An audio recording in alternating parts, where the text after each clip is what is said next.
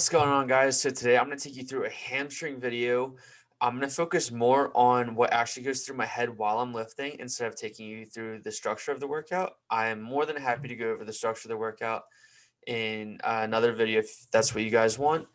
But today is going to be all focused on the different tips and the tricks and cues that I'm really thinking about every single rep. So let's get started. First off, we're starting with calves because I really want to bring them up.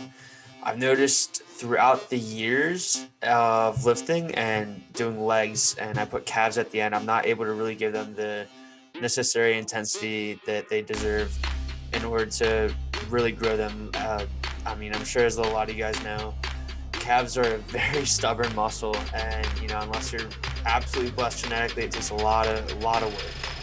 So we're starting with calves.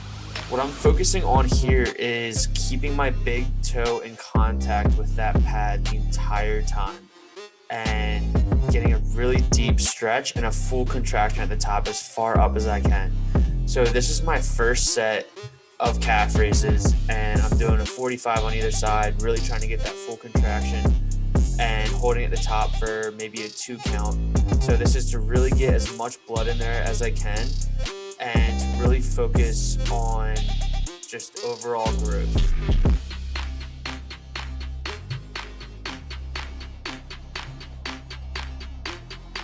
So this is the second working set. We did a couple warm-ups before this, about 2 warm-ups just of like a 25 on either side.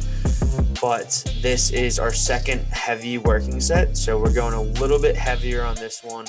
Still trying to get that full contraction, maybe holding it for a little bit less, but sometimes you have to sacrifice that, intense hold on the contraction to go a little bit heavier in your workouts. That doesn't mean you have to go absolutely crazy heavy and not hold any of the reps every single set, but that is what we did here to really try to bring out the density in the calves. So then we back down to 1 plate for our last working set so we can really hammer home that contraction.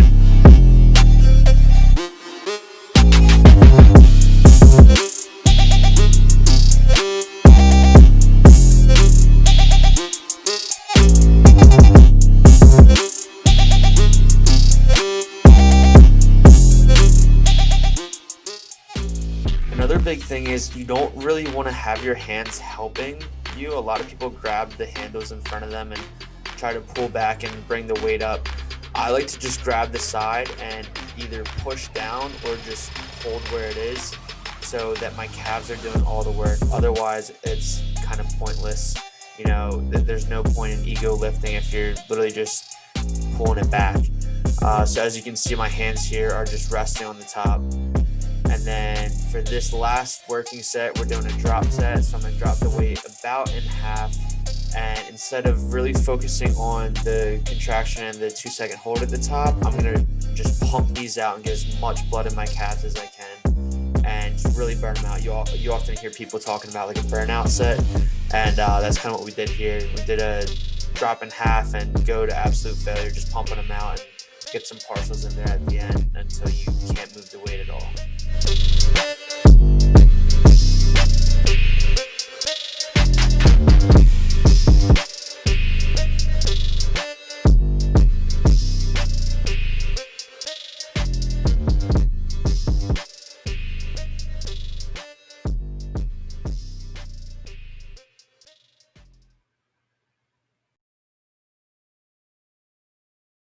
Now we're moving on to seated hamstring curls.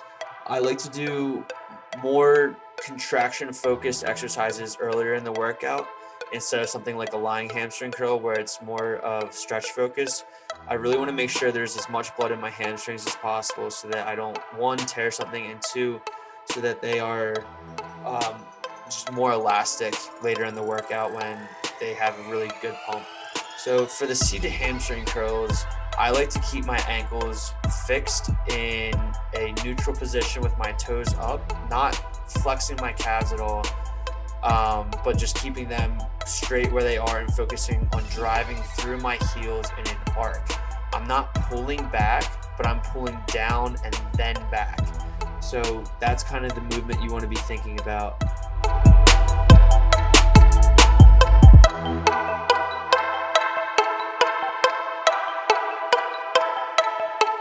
I'm also pulling forward on the handles instead of pushing back. This is going to help with the contraction and really help me get that weight under me and squeeze as hard as I can all the way under the seat.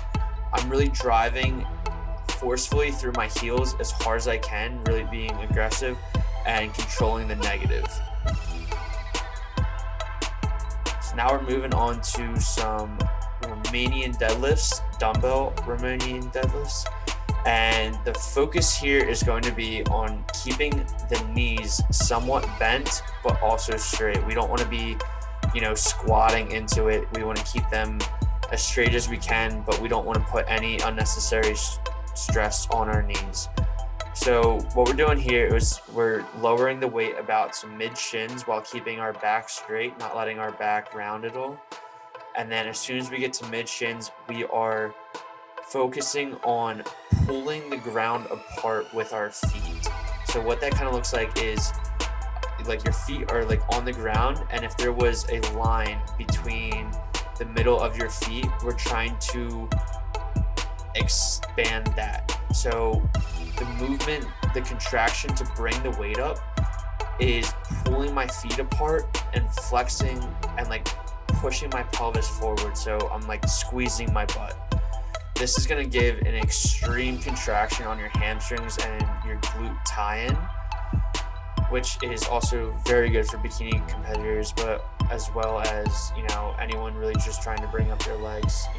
Guys need butts too.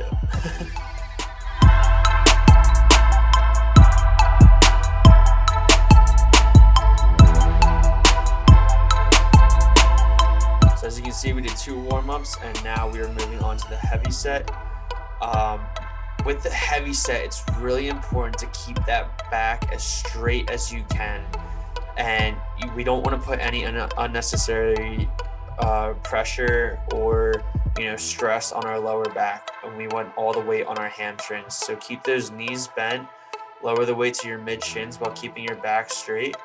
If you're going too low, like if you're touching the ground in front of you and your back is rounding, that's a good sign that you need to not go down as far.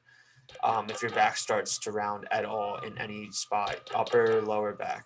So keep that back straight, lower to mid shins, and then pull that ground apart with your feet. Push your pelvis forward, squeeze your butt, and really flex those hamstrings and really squeeze at the top. So in order to do this, I like to pause at the bottom for about a 1 count and then pause at the top for another 1 count, just to make sure I got the movement down.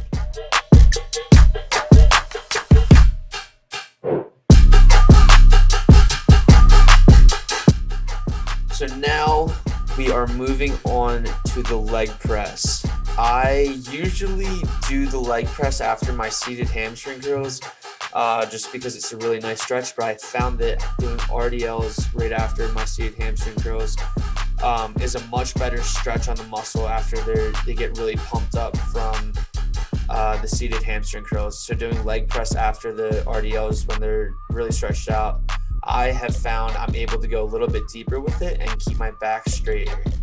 So since it is a hamstring focused leg day, we are going high and wide on the leg press and really trying to bring our knees all the way into our armpits and get that stretch on those hamstrings.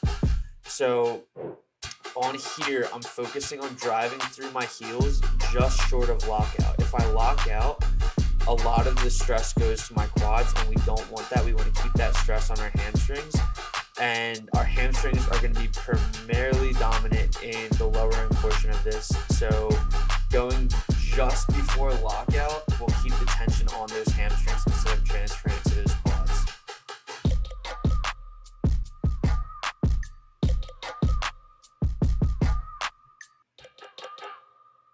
So finally, we're going to be moving on to the lying hamstring curl, just to really hammer home that big stretch. Really stretch them out after the leg press, after there's a bunch of blood in there. So with these guys, we are bringing the pad all the way up to our butt and holding for a split second. You can see there I did a couple quick reps and then I caught myself and started squeezing a little bit harder. But for these, you want to really drive your hips into the pad.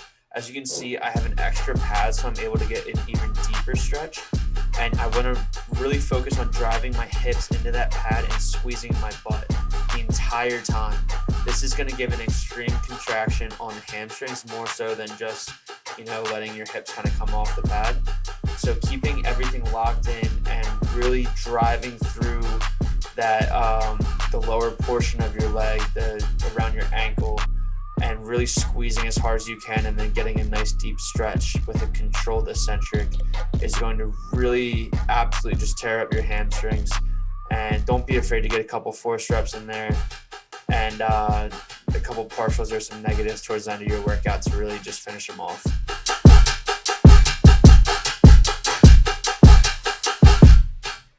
So it is not shown in the video, but we did finish off with standing calf raises. And with the standing calf raises, we did in toe. So it more focuses on the outer portion of the calf. Whereas you can see if you go back with the seated calf raises, we did out toe. So that focused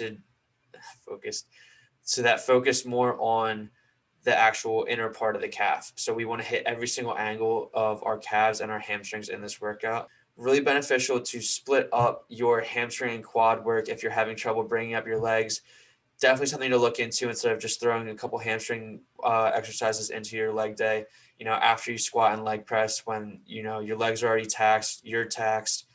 You just don't have a lot of energy, and your hamstrings don't get the proper energy and the proper attention that they deserve to really get that, dense look. And your hamstrings are a big part of your legs. So it's really going to bring out your legs in total and make them bigger. So hope you guys enjoyed.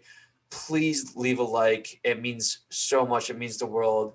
We're trying to blow up this channel. Let's get it, guys. If you're new to the channel, please subscribe. More videos will be coming out, weekly, I would say, just pumping them out. I got a podcast coming up, so stay tuned and comment anything that you guys would like to see. And again, thanks so much for tuning in. Schredz Fitness out.